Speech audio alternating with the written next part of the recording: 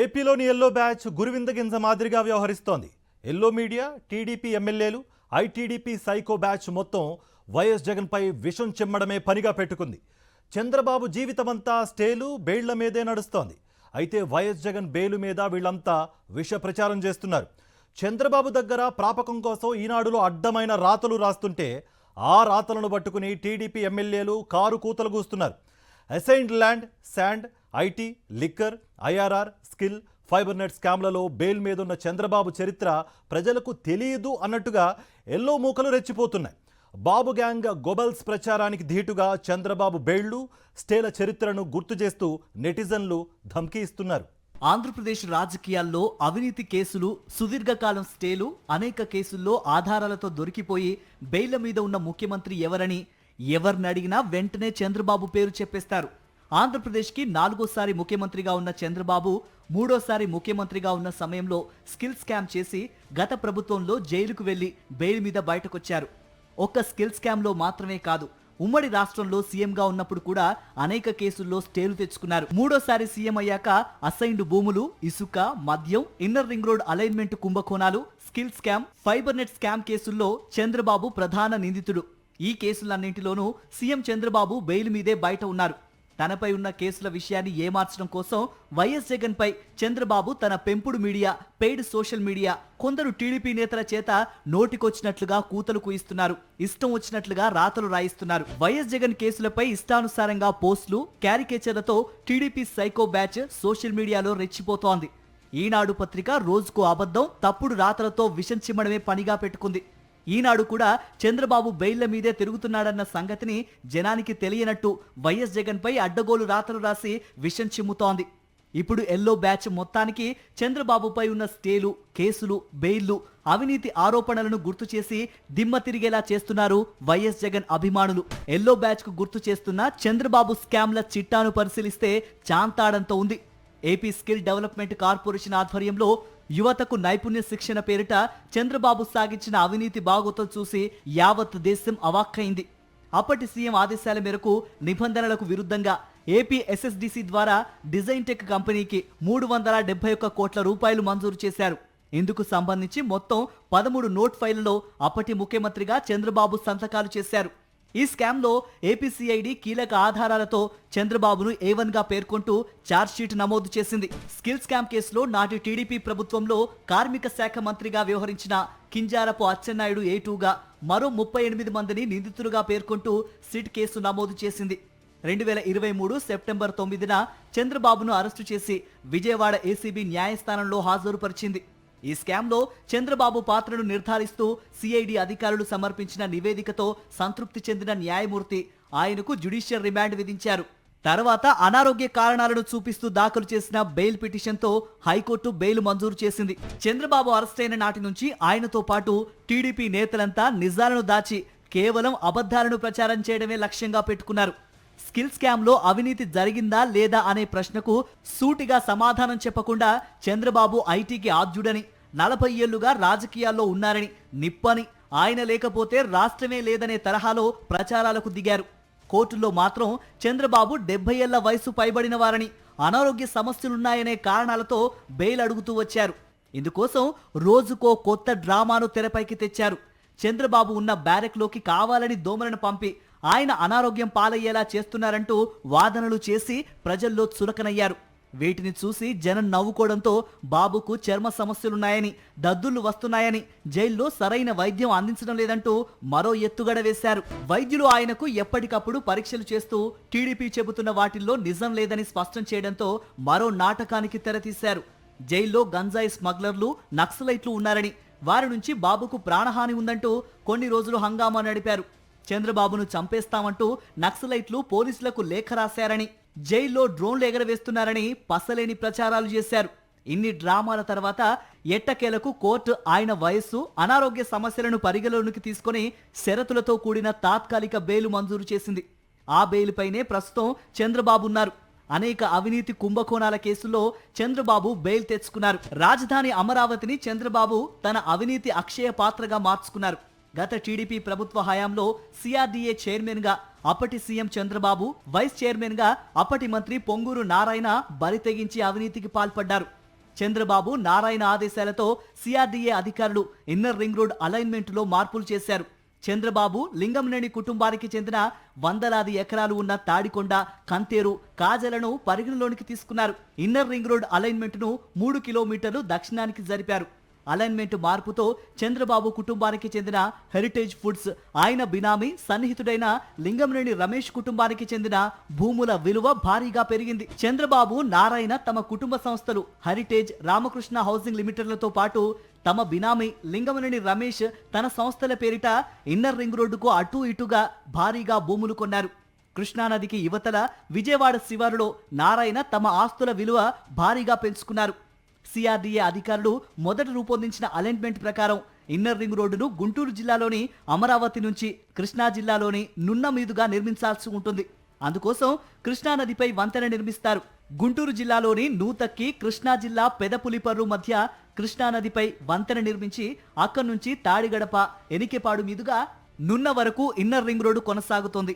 తొలి ప్లాన్ ప్రకారం నిర్మిస్తే ఆ ప్రాంతంలోని నారాయణ విద్యా సంస్థల భవనాలను భూసేకరణ కింద తొలగించాల్సి వస్తుంది. దాంతో ఇన్నర్ రింగ్ రోడ్ అలైన్మెంట్ ను 3 కిలోమీటర్లు తూర్పు దిశగా మార్చారు. ఆ ప్రకారం గుంటూరు జిల్లాలో రామచంద్రాపురం, కృష్ణా జిల్లా చోడవరం మధ్య వంతెన నిర్మిస్తారు. అక్కడి నుంచి పెనమలూరు మీదుగా నిడమనూరు నుంచి నున్న వరకు ఇన్నర్ రింగ్ రోడ్డు నిర్మిస్తారు. నారాయణ కుటుంబానికి చెందిన 9 విద్యా సంస్థల భవనాలను ఆనుకుని ఇన్నర్ రింగ్ రోడ్ అలైన్మెంట్ ను ఖరారు చేశారు. ఇన్నర్ రింగ్ రోడ్డు కుంభకోణంపై సిఐడి సమగ్ర దర్యాప్తు జరిపి కీలక ఆధారాలు సేకరించింది. A1 గా చంద్రబాబు, A2 గా నారాయణ, A3 గా లింగంనేని రమేష్, A4 గా లింగంనేని రాజశేఖర్, A5 గా అంజనీ కుమార్, A6 గా లోకేష్లపై కేసు నమోదు చేసింది. ఆ కేసులో కూడా బెయిల్ మీదున్నారు సీఎం చంద్రబాబు. అమరావతి నిర్మాణాల నుంచి ఇన్నర్ రింగ్ రోడ్డు వరకు చంద్రబాబు చేయని అక్రమాలు లేవు.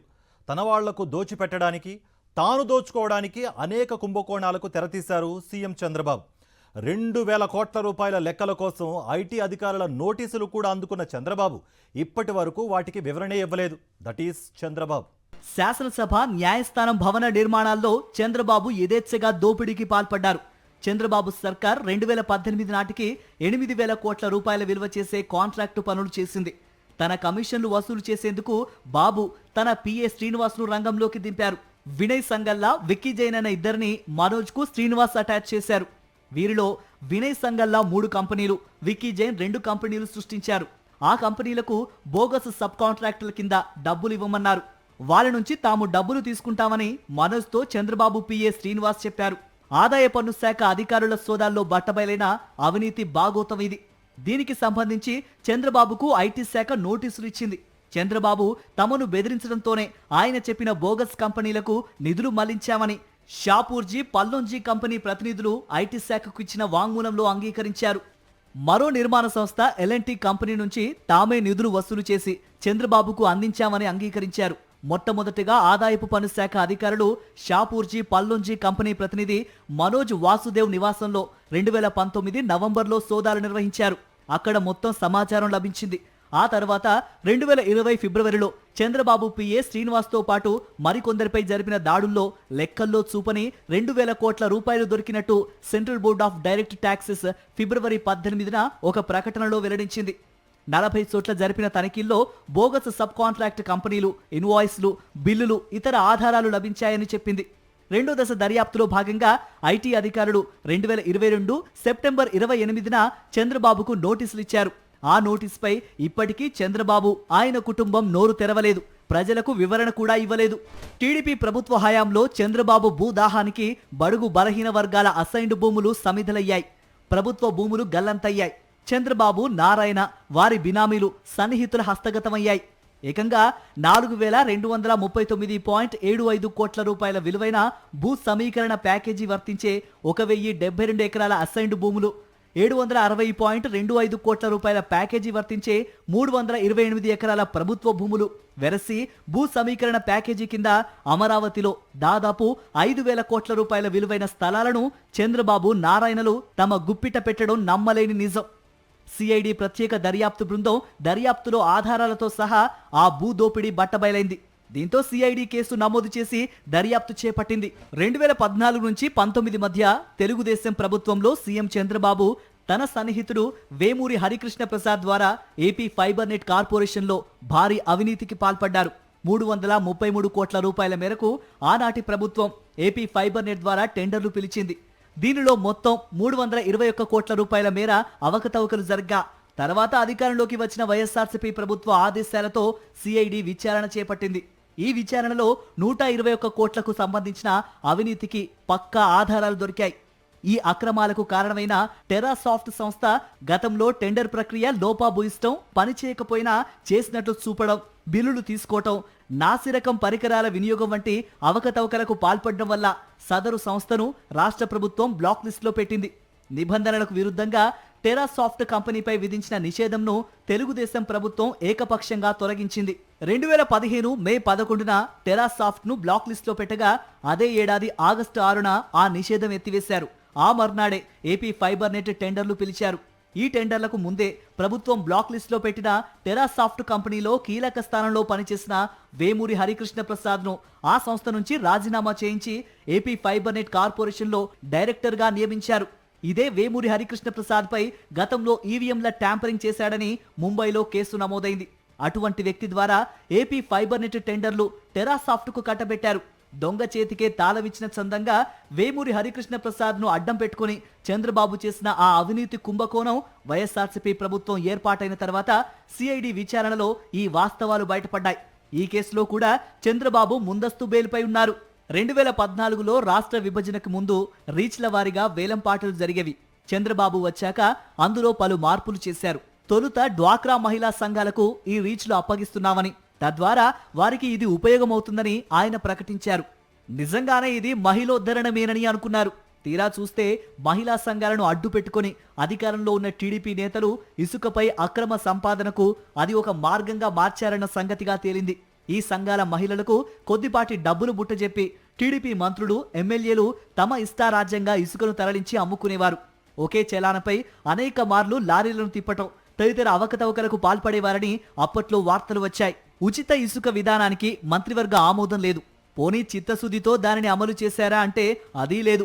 ఇక పూర్తిగా ఎమ్మెల్యేలు, మంత్రులు, పలుకుబడి కలిగిన టీడీపీ నేతల ఇష్టారాజ్యం అయిపోయింది.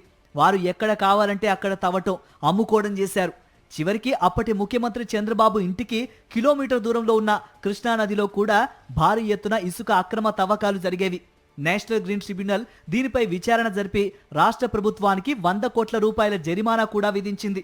ఉచిత ఇసుకలో దందా జరిగిందనడానికి ఇంతకన్నా పెద్ద నిదర్శనం అవసరం లేదు. ఈ నేపథ్యంలో ఏపీ సిఐడి టీడీపీ నేతలపై కేసులు నమోదు చేసి దర్యాప్తు చేసింది. దీనిపై ముందస్తు బెయిల్పై ఉన్నారు. 2014 నుంచి 19 మధ్య రాష్ట్రంలో 4380 లిక్కర్ షాపుల కోసం నిర్వహించిన లాటరీ ప్రక్రియను చంద్రబాబు రిగ్గింగ్ చేశారు. 2015 నుంచి 19 మధ్యలో చంద్రబాబు 5 కంపెనీలకు 69% ఆర్డర్స్ దక్కాయి. కొన్ని బ్రాండ్లకు కృత్రిమ డిమాండ్లు సృష్టించారు. 2014 నవంబర్లో జీవో నెంబర్ 993 ప్రకారం రెవెన్యూ డిపార్ట్మెంట్ ఏర్పాటు చేసిన కమిటీ సిఫారసును బేఖాతరు చేస్తూ డిస్టిలరీల కెపాసిటీ కొన్నింటికి ఎగ్జిక్యూటివ్ గా చంద్రబాబు రికమెండ్ చేశారు. తర్వాత 2012 నుంచి అమల్లో ఉన్న ప్రివిలేజ్ ఫీజును తొలగించి చంద్రబాబు తన ప్రైవేటు షాపుల మాఫియాకు లబ్ధి చేకూర్చారు. 2015 డిసెంబర్ 11న జీవోను విడుదల చేశారు. జీవోకు సంబంధించిన నోట్ ఫైల్లో స్వయంగా చంద్రబాబే సంతకం చేశారు. కేబినెట్ అప్రూవల్ లేకుండా రాష్ట్ర ప్రభుత్వ ఆదాయానికి నష్టం చేకూర్చుతూ చంద్రబాబు సంతకం చేసిన ఫైల్ను కాగు కూడా తప్పుబట్టింది. ఇవన్నీ ఉన్న నేపథ్యంలో చంద్రబాబుపై బలమైన కేసు నమోదైంది. చంద్రబాబు ఆ కేసుపై ఇప్పుడు బెయిల్పై ఉన్నారు. ఇక చంద్రబాబు రాజకీయ జీవితంలో సుమారు 19 కేసుల్లో స్టేలు తెచ్చుకున్నారు. దేశంలోనే అత్యధిక కేసుల్లో స్టేలు తెచ్చుకున్న నాయకుడిగా రికార్డు సృష్టించారు చంద్రబాబు. ఇలా ప్రధానమైన కేసుల్లో బెయిల్ మీదున్న చంద్రబాబు చరిత్రను ఇప్పుడు ఈనాడు, ఐటీడీపీ, టీడీపీ నేతలకు నెటిజన్లు గుర్తు చేస్తున్నారు. ఇవి కాకుండా గతంలో చంద్రబాబు హయాంలో పేరు పొందిన ఐఎంజీ స్కామ్ నుండి స్టాంపుల కుంభకోణం వరకు మొత్తం అవినీతి చరిత్రను నెటిజన్లు వినిపిస్తున్నారు. 2 ఎకరాల భూమి నుండి దేశంలోనే రిచెస్ట్ సీఎంగా చంద్రబాబు ఎలా అయ్యారంటూ ఆయన అవినీతి ప్రస్థానాన్ని ఎల్లో మూకలకు గుర్తు చేసి నోరు మూయిస్తున్నారు వైఎస్ జగన్ అభిమానులు. చంద్రబాబు చుట్టూ ఇన్ని కేసులు, ఇన్ని బెయిల్లు పెట్టుకొని వైఎస్ జగన్ పై విషం చిమ్మే వికృత ప్రయత్నం వికటించడంతో ఎల్లో బ్యాచ్ కి కళ్ళు బైర్లు కమ్మాయి.